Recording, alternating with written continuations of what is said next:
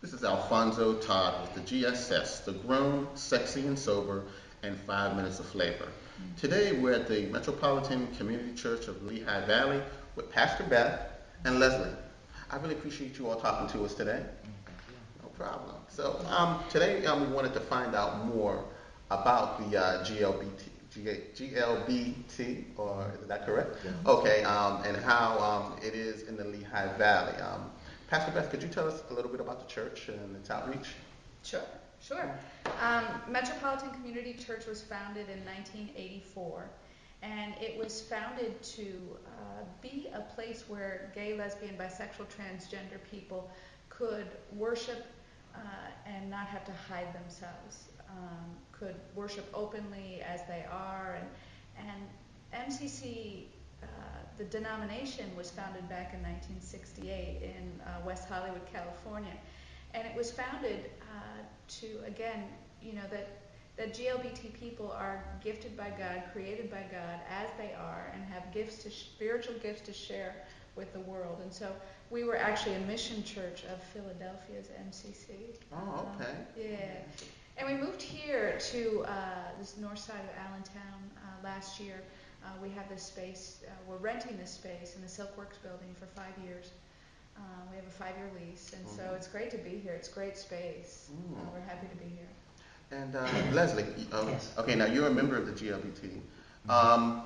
When it comes to the organization or the community, what have you experienced when it comes to the Lehigh Valley as far as the positives in the community?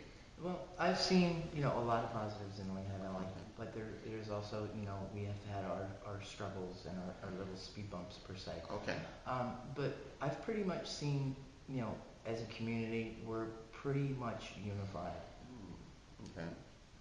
When you kind of talk about the unification, when it comes to things like the situation with the election that just passed, Proposition 8, did you find that a lot of people came together? I mean, what are your thoughts on that? Oh, absolutely. In fact, there was a rally back in November at the, what is it, 3rd and 5th in Hamilton, against Proposition 8, where I'd say about 200, 250 GLBT and allied people showed their support, against Prop 8. Okay. Right. So there is, with the unification, people do come together. Oh, absolutely. When it comes to anything that may, I guess, stifle the GLBT and as far as that's the community.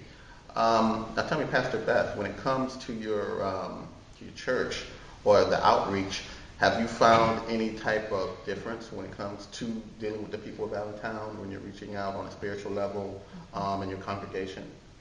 I think things have really changed since 1984. Even since I arrived in the Lehigh Valley, I did my training in St. Louis at the Metropolitan Community Church there. Even when I came in 1999, it was a more closeted community. It was a more hidden community. The church wasn't quite as open about who they were. You kind of had to really look for it. And I think there's been a change over the past 10 years. I think more and more people are willing to be out, not only out at their school or at their workplace, but also out in their faith community. And often, that faith community, that's often the last place where people are, willing to be open about who they are, because historically churches, synagogues, faith communities have been just tough places for the GLBT community. So I've seen a lot of changes in the past 10 years. I think maybe when I first came here, we were a little more inward looking, but we have a number of outreaches going on. We work with the 6th Street Shelter. We have an Adopt an Apartment program going.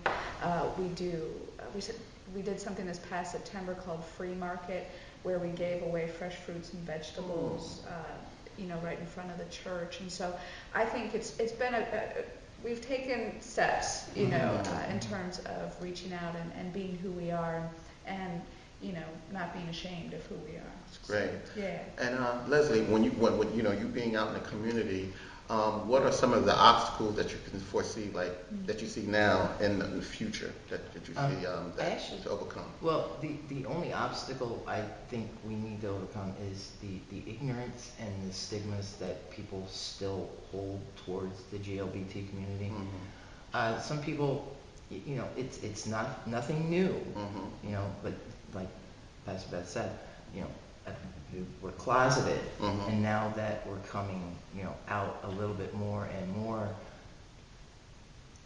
people are a little leery, but they're, being educated, and they're going more towards the accepting part. Oh, that's great. So, would you say the future? I mean, let me get your insights on what do you feel about the future of the GLBT?